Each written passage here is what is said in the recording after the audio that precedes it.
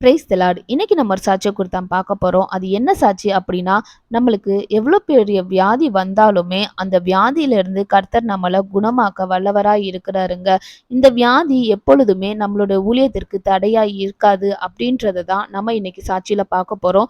எல்லாரும் சாட்சிய கவனமா கேளுங்க.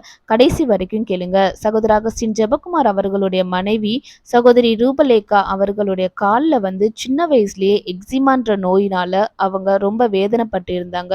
சின்ன வயசுலயே அவங்க கால்ல இருந்ததுனால அவங்க பெற்றோர்கள் அந்த சின்ன பிள்ளை எப்படி வலிய தாங்கிக்கிறோம் அப்படின்னு சொல்லிட்டு பக்கத்துல இருக்கிற ஓடையில இந்த பிள்ளைய போட்டு விடலாமா அப்படின்று கூட அவங்க பெற்றோர்கள் நினைத்து கொண்டிருந்தாங்க.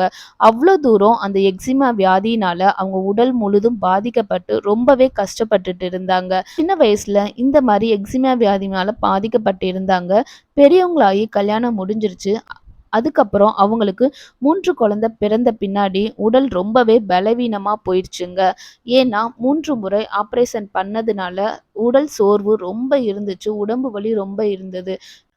உடம்பு ரொம்ப பலவீனப்பட்டு, கால் ரொம்ப வீங்கி, அதுல இருந்து தண்ணீர் வடிந்து கொண்டே இருக்கும். நடக்க கூட முடியாது. அவ்ளோ வேதனைப்பட்டுட்டு இருந்தாங்க. இந்த மாரி இருக்கும்போது ஊழிய காரியத்துல எதுலயுமே தளர்ச்சி அடையலங்க. ஒரு நாள் இவங்க விபிஎஸ் நடத்துறதுக்காக ஒரு பள்ளிக்கு சென்றாங்க. அங்க விபிஎஸ் ஓட தலைப்பே இயேசு சுகமாக்குகிறார் அப்படின்றது தான் டைட்டிலே.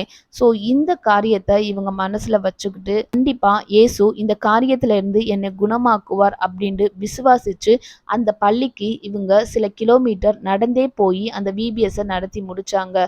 இவங்களோட தைரியத்தையும் விசுவாசத்தையும் கர்த்தர் கனப்படுத்துற விதமாக அந்த எக்ஸிமா நோய் ஃபுல்லாமே குணமடைஞ்சதுங்க. அதுக்கப்புறம் அவங்களுக்கு அந்த நோய் திரும்ப வரவே இல்லை.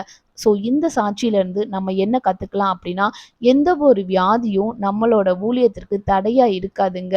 சின்ன வயசுல இருந்து உங்களுக்கு ஏதாச்சும் ஒரு வியாதி இருக்கா? கர்த்தரிடத்துல ஒப்பு கொடுத்து விசுவாசமா இருங்க. கர்த்தர் நம்மளோட தைரியத்தையும் விசுவாசையும் கனப்படுத்துற விதமாக அந்த நோயை கண்டிப்பா குணமாக்குவாருங்க. சாவிலிருந்து விடுதலை, பேயிலிருந்து விடுதலை, நோயிலிருந்தும் விடுதலைன்னு கர்த்தர் நம்மளுக்கு சொல்லியிருக்காருங்க. இந்த நோயிலிருந்து விடுதலையாக்க கர்த்தரிடத்துல விசுவாசமா இருப்போம், தைரியமா இருப்போம், தொடர்ந்து ஊழியத்தை செய்வோம்.